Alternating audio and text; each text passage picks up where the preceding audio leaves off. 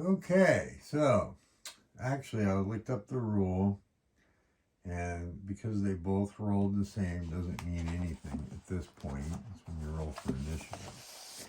So one thing that does happen is we're going to use the command point track. So you move that up because we are in the first time that gets used. And they both rolled 10s. So we're going to show you the table again.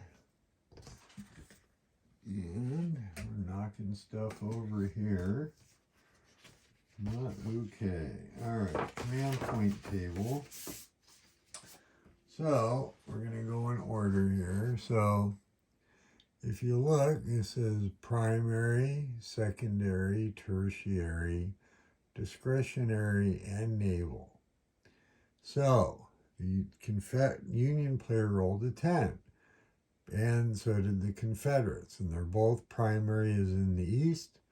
And out of 10, they both get 4 command points in the east. So we're going to make the adjustment here. And once again, you can see I'm doing it on the Union. You want this to be detailed. Maybe it's boring, but hey. So that being said, these both get allocated to the east. Hopefully my big fat head's not in the way. Maybe I'm going to adjust it this way just a tad. Then in the west, where the Union went secondary, and we got a die roll of a 10. The Union's going to get 3, and the Confederates are going to get 2. And the roll of a 10 because they went tertiary. So the Union gets a 3, and Confederate player gets a 2. And then over in the Trans-Mississippi, the Confederate went secondary, so they're going to get 2. Make sure I got that right now. Wait. Did I get that backwards? I did. In the West, I'm sorry, the Confederates only get 2, not 3. I did that right. And then in the Trans-Mississippi, where the Union went tertiary and the Confederates went secondary, it's reversed. So the Confederates will get 3 in the Trans-Mississippi, and the Union will get 2, and then the discretionary, I'm not going to show you the chart, they both get 2, and the Union also gets 2 naval, which is tracked on the discretionary thing for them. Okay, so that's the command point phase, and then obviously what you would do is you would commit for the next turn at this point over here, and so that would be done in secret, and you'd pull them off so your opponent can't see it, and I'm going to gamble a little bit with the Confederates. And yeah, so we'll see if that's worthwhile. I don't know what's going to happen with that. Okay, let's get back over here and focus on the board. There's no commerce rating, blockade effects player, so blockade effects phase. So the Confederates,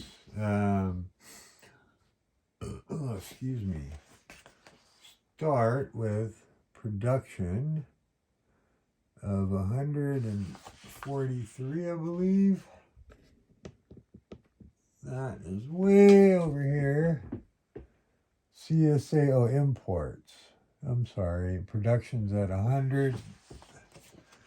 The blockade effects stated right here, 10%.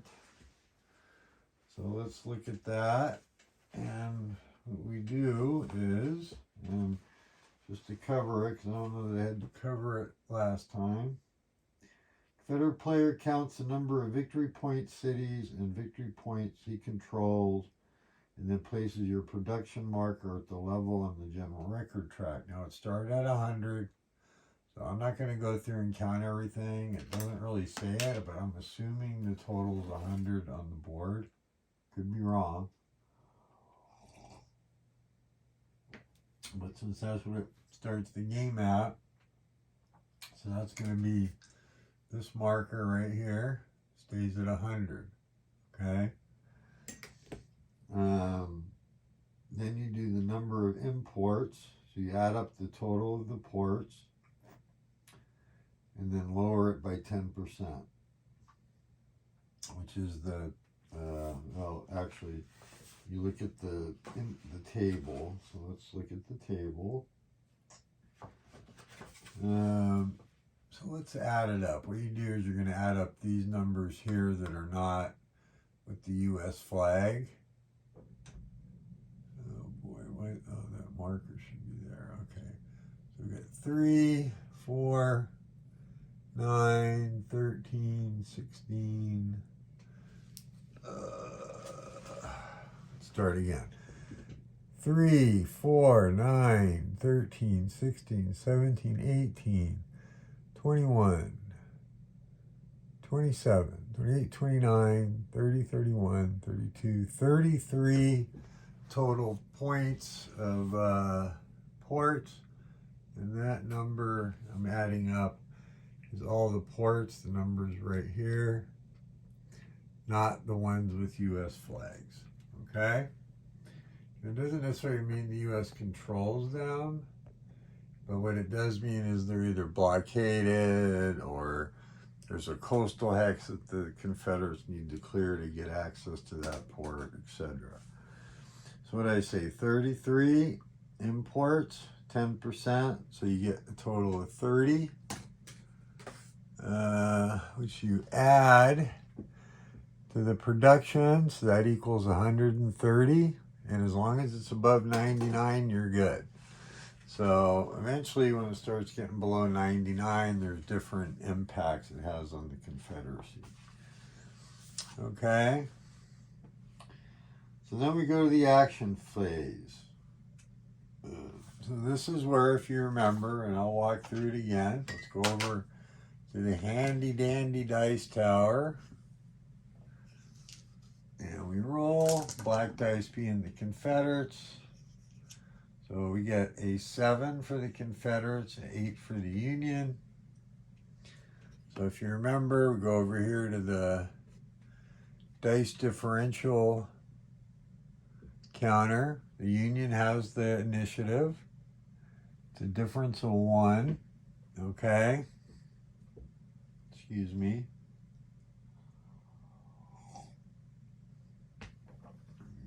And so the first thing that happens, so we are gonna, I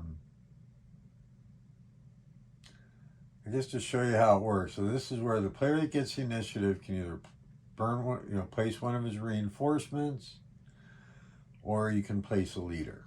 So that being said, we're gonna take this big old pile of leaders right here. I gotta be really careful because my stupid chemo fingers are totally numb. It gets really hard to manipulate counters here. And we're gonna mix them up, draw one, make sure it's still face down, can't look at it yet. And we're gonna put these all back in the pool. Let's just do that best we can. Now they're definitely mixed up. So we won't have to do that again. Just don't look at them. I know you're solitaire, right? Or maybe you're fortunate you're playing with an opponent. But I'm going to put these all back face down. They're already all nice and mixed up. So you'd be able to, you could shake them up again if you wanted, I suppose. But I'm not going to. I'm going to just put them all back in a nice little pile here. Now notice, still face down. Have no idea what it is. I'm going to go ahead and put him right here with the Army of the Potomac.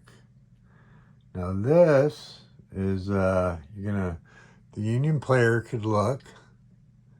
And we drew a nice crappy leader, because remember that red means it's going to add. But it's, who is this? Rosecrans, and his seniority is number 9. But McDowell is still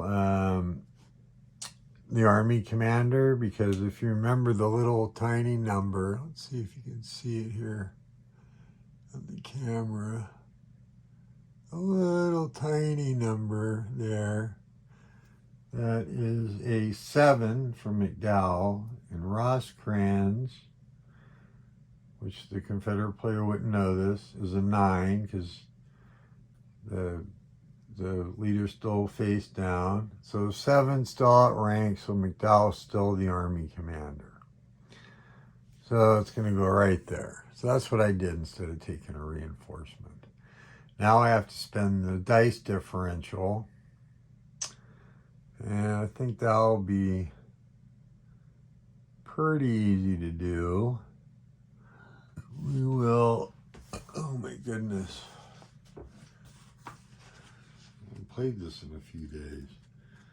Strength point is a movement of, how far can you move? 4 movement points. All right, so we're going to spend a command point. Maybe we're not. Trans-Mississippi, we only get 2, don't we? No, we're not going to spend one there. Where do we want to spend a command point? Or maybe we can bring on another leader. Let's see here. How do we want to do that? Let's go look at the command point cost chart on the back of the rules. Pick a leader, cost 0. So we're going to do that. We're going to pick a leader. And we'll go with this guy. And we're going to place him on this fort over here. And now we placed him. And let's look. Who do we get? It's crappy again. Geez, Siegel, he's a 1-star, so. All right, well, he's not Army commander or anything, but it is what it is. Let's see if we can fix this. My damn fingers. Ugh, Lord. Okay, gosh darn it. All right, well, let's do that. And then we're going to place that.